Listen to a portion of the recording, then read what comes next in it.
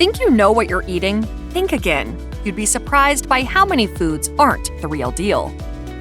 Blueberries are delightful little treats. Grown wild and on farms, they're not too sweet, they're one of nature's few naturally blue foods, and a handful packs a nutritional wallop with high levels of healthy fiber and antioxidants, according to Healthline. They're also quite versatile, helping to upgrade foods like waffles, scones, and muffins. But check the ingredients list on blueberry baking mixes and ready-to-eat blueberry treats, because it's highly unlikely that they contain real blueberries. According to a report by the Consumer Wellness Center, those sweet blue nuggets in cereal, bagels, muffins, and bread are usually made up of sugar, corn syrup, starch, oils, synthetic flavoring agents, and, to get the color right, red and blue food dyes. If the blueberries aren't completely fake, then food makers sometimes use a scant amount of tiny dried blueberries combined with their convincing artificial counterparts. Truffles, a fungus similar in biological makeup and flavor profile to mushrooms, are one of the hardest ingredients to obtain in the world. They can't be cultivated, and they grow underground in only a few regions around the globe. According to Modern Farmer, truffles are rooted out of the ground by specially trained pigs and dogs.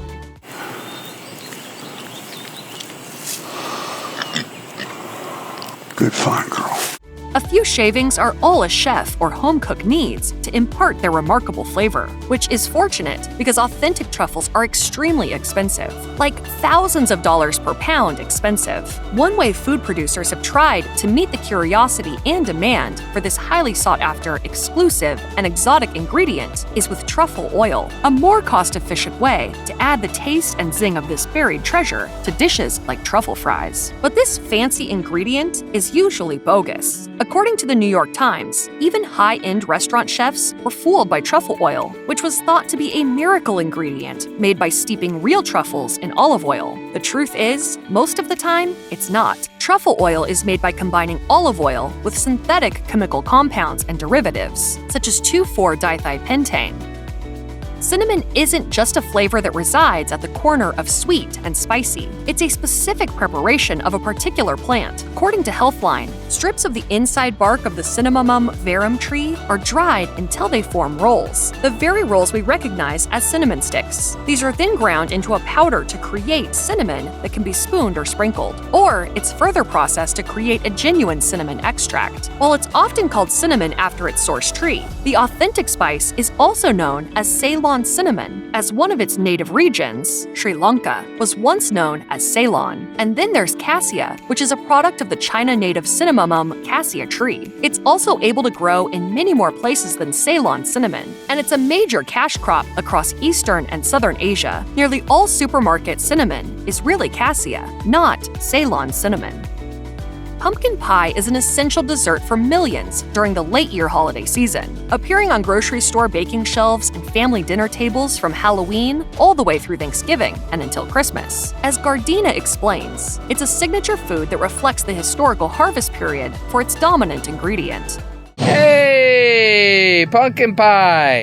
All those affordable store-bought pumpkin pies, as well as the homemade stuff, are made with canned pumpkin puree, a mass-produced and commonly available ingredient thanks to companies like Libby's. Libby's calls its big moneymaker 100% pure pumpkin, even though it isn't really that at all. According to Mental Floss, the Food and Drug Administration lacks strict rules about what can legally be called pumpkin, allowing Libby's and other companies to market their canned concoctions with the pure signifier. Actual pumpkins are too watery, stringy, and lacking in sweetness and flavor to easily make it into pie-ready puree. So pumpkin canning companies use a combination of pumpkin-like winter squashes, blending Golden Delicious, Hubbard, and butternut squashes. Libby's uses the Dickinson squash, a plant it helped develop to meet its needs. It's a close relative of butternut squash, but not pumpkin.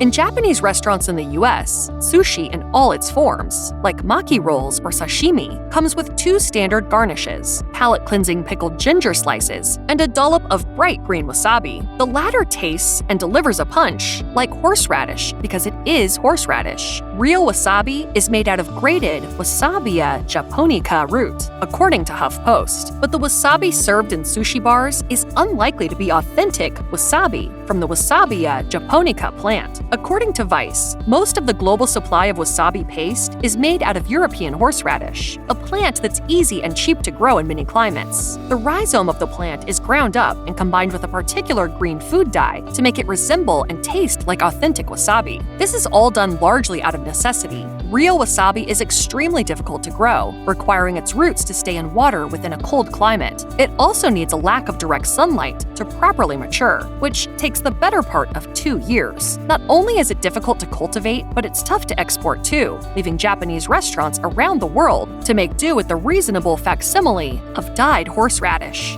Wasabi! Oh my God, Bernie!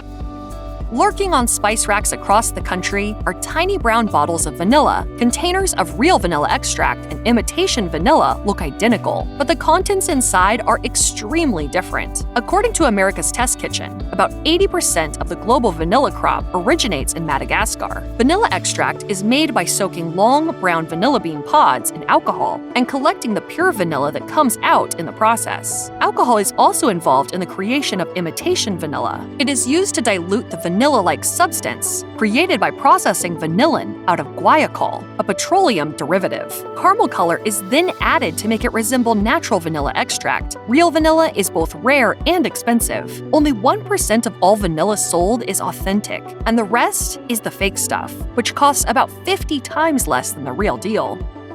Traditionally a hallmark of Russian cuisine, caviar earned a reputation as one of the fanciest, most exclusive, and priciest foods out there. Reader's Digest tells us that true caviar, historically speaking, is the eggs of female wild sturgeon, caught and processed around the Caspian Sea and the Black Sea in Eastern Europe. Those areas were so severely overfished in the 80s and 90s that what was once known as authentic caviar became harder to come by, and thus more expensive. There wasn't enough to meet global demand, so sturgeon-based caviar was joined in the marketplace by fish eggs from trout and salmon, both wild-caught and farmed, and in colors like red, gold, and brown. Today, caviar sold at less than astronomical prices outside of nice restaurants and specialty grocery stores is very likely to have been harvested from a pregnant trout, salmon, or other common fish. While not technically caviar, those are at least real fish eggs, unlike some faux caviar alternatives. According to Pearls of Caviar, imitation caviar is made with seafood extracts, gelling agents, and dyes.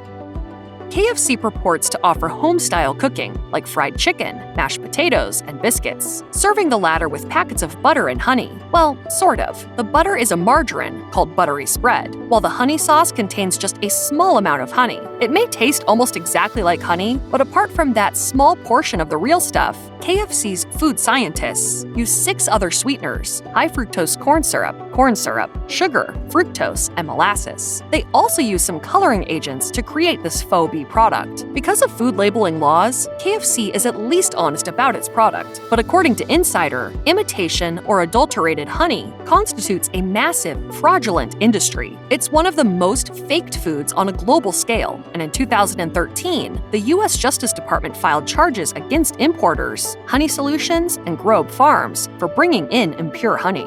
What is that? What is it? Oh, no, not the bees! Not the bees! Ah! Like the KFC packets, these companies substitute cheaper high fructose corn syrup or beet syrup for the more expensive real honey. They also use chemically modified sugars to make the industrially produced sweeteners resemble honey. Not only is the tuna in your deli tuna fish sandwich possibly not tuna, but it might not be the real thing at more upscale establishments either. In 2013, the conservation nonprofit Oceana published their work from a 2-year analysis of 1,200 fish samples obtained by sushi parlors across the U.S. The results of Oceana's DNA tests show that 1/3 of the fish samples were not what menus purported them to be. Especially fraudulent were tuna and red snapper. About 60% of fish proclaiming to be tuna were not tuna, and 87% of red snapper was nothing of the sort. It was another fish altogether. And while lobster is a relatively expensive food item that carries with it an air of luxury and prestige, it's curiously and seemingly common, sold at mainstream, middle-of-the-road sit-down restaurants like Red Lobster and fast food chains such as Long John Silver's. Both have sold seafood labeled as lobster, but it's not really that shellfish. According to GTCL, big chains make major use of the very cheap lobster masquerading langoustine. sometimes called langoustine lobster. It's not a variety of lobster, it's a mixture of various inexpensive crab and shrimp parts. As for grouper, a favorite fish of fine dining establishments, it's also often fraudulent. The New York Times reported on an investigation by the Florida State Attorney General's office that found restaurants were passing off cheap imported seafood like tilapia, hake, bream, and green weakfish as grouper. According to Larry Olmstead's Real Food, Fake Food, Why You Don't Know What You're Eating and What You Can Do About It, one of the most common and far-reaching fake foods in the United States today is extra virgin olive oil. This is an ingredient that is used for a variety of cooking and food preparation purposes in home kitchens and restaurants of all levels. Even the chefs who use what they think is extra virgin olive oil and the home cooks who buy it in major grocery stores aren't aware that what they're pouring isn't authentic. As Forbes explains, a whopping 80% of the global extra virgin olive oil market consists of fraudulent or adulterated products. Some nefarious distributors, who charge high extra virgin olive oil prices, dilute real olive oil with inexpensive and widely produced alternatives like peanut oil or soybean oil. According to The New Yorker, a federal raid of a New Jersey warehouse in 2006 yielded 61,000 liters of extra virgin olive oil and 26,000 liters of lower quality olive oil. A great deal of it, bound for widespread distribution, consisted entirely of soybean oil. Crab is expensive, but it's delicious, so food producers have tried to meet demand with imitation crab, also marketed and sold under less blunt and more obtuse names like crab stick and crab with a K. It's generally sold at seafood counters in grocery stores right alongside its authentic inspiration. You will often see this meat in airtight packages that show off its recognizable white and red stripes, uncannily recreating the color of crab meat and crab shells, respectively. Los Angeles Times explains that not much actual crab meat, nor even any distantly related shellfish, can be found in imitation crab. Instead, it's made primarily from an industrially processed fish product called surimi. USA Today tells us that there's at least some fish in there in the form of cheap and plentiful whitefish, such as pollock, or a combination of different species thereof. It's turned into a pliable paste, which constitutes anywhere between 1/3 and 1/2 of the imitation crab product. The rest of the stuff is a mixture of starches, water, vegetable oil, egg whites, soy, sugar, and lots of salt.